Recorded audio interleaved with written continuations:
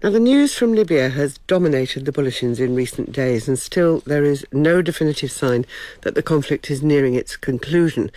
But should Gaddafi's rule end and the National Transitional Council begin to lead the country to democracy, what sort of future can women expect there? The Gaddafi regime encouraged the education of women. His own daughter is known as a highly educated and sophisticated woman, and his bodyguards were famously a group of Amazonian females. So where will it go from here? Well, Kinninmont is a senior research fellow on the Middle East at Chatham House. Nabila Ramdani is a journalist with a special interest in Libya. How good a thing, Nabila, was Gaddafi for women in Libya? Well, ironically, and putting aside some of the nonsense about women contained in Gaddafi's infamous Green Book, women were in fact relatively well treated under Gaddafi's regime, and not just as his bodyguards. He, for example, was dedicated to promoting education and very much encouraged women in particular to pursue a higher education. And interestingly, Libya has the highest literacy rate in North Africa, and for the total population, the literacy rate is about 83%, with more than 50% of women getting a higher education. So he put an awful lot of money in education, 5% of the GDP in fact, and students receive substantial stipends. Now, this needs to be qualified a bit because, in fact, the educational program in Libya, just like the education in the Arab world in general, tends to suffer from a tendency to learn by drilling rather than by reasoning. So there's not much room for critical thinking, but the emphasis has very much been put on the study of sciences, maths and technical skills, precisely because of the engineering and petroleum industries on offer in Libya. So, Jane, there's clear evidence of high educational attainment among women in Tripoli. How good would you say Gaddafi was for women?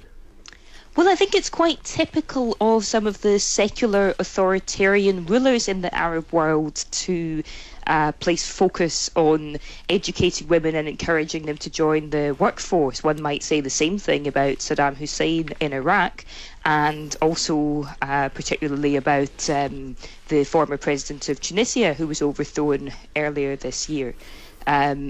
I mean, certainly across the region, also women's participation in education has increased strongly since the 60s when Gaddafi first came to power.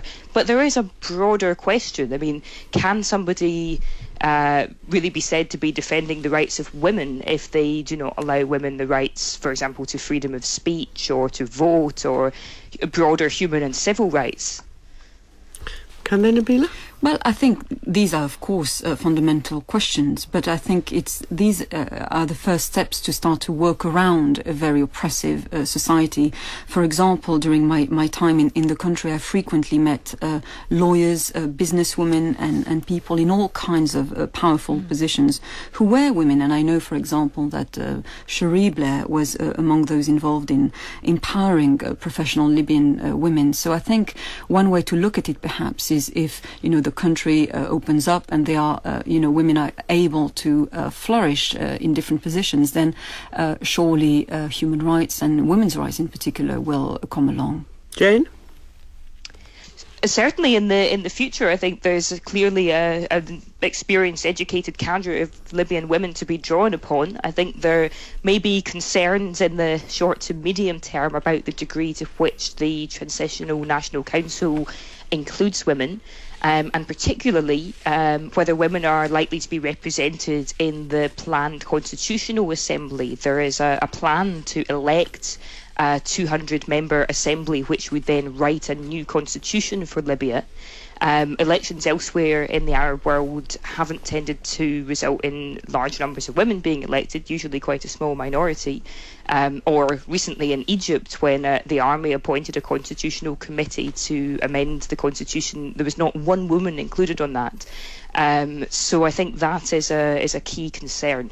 Nabila, what would you say the uprising will mean for women's rights if we find that Gaddafi is deposed and there is a new democratic government?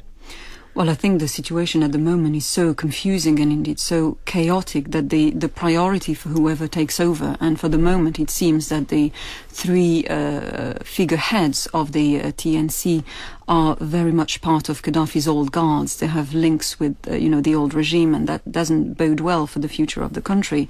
But the biggest challenge ahead will be the management of security and the restoration of law and order and stability. And if that is achieved, then we'll have the right environment for the promotion of human rights and women's rights. But what do we know about what the people who are currently prominent in the council, what do we know about their view of what a woman's place should be? Well, very little. And having gone through the experience of debating with one of the members of the National Transitional Council on national television last night, he didn't seem to handle me, with great respect. I did see that encounter. I know exactly. It was on Newsnight, and he did rather try to rubbish your views. For people who didn't see it, we should make that point. Jane, what do you think is the thinking amongst the people who may take over the country about the rights of women? Frankly, I think it's hard to tell at the moment. I mean, I think the top leadership of the NTC are fairly conservative, but it is worth noting that we don't even know the full membership of the NTC yet. Many of their members kept their names hidden until now. The NTC has also said that it plans to expand its membership, particularly to include more representation from the west of the country, because the opposition has been sort of rooted in the east. So there's still quite a lot of uncertainty about this diverse group of people and what they do represent. But I think Nabila's point about security is very, very important, because in other situations where there's been security problems, that's something that has set back women's rights. We've seen that in Iraq. We've seen that in the Palestinian territories as well. Gaddafi sold himself, Jane, very much as a secular dictator who would keep the Islamist influence at bay from Libya. How do you expect that to move on? The Islamist influence? Yeah.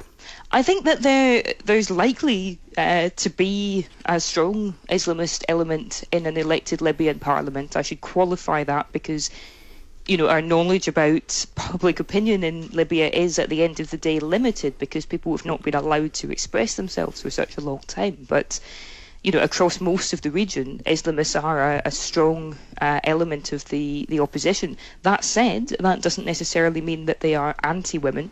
In fact, women in the limited elections that have taken place in some countries, such as in Kuwait, have often tended to vote for Islamist candidates and to prefer them. Nabila, from a pool of highly educated women, who might come to the fore? Well, nobody really stands out. I mean, so far one of the greatest role model under Gaddafi's dictatorship was his own daughter, Aisha Gaddafi, who completed a PhD in international law at the Sorbonne in Paris. But there isn't, figureheads or striking figureheads in Libya that we can quote such. Nabila Ramdani, Jane Kinninmont, we will keep across this story and no doubt we'll invite you back. Thank you both very much indeed.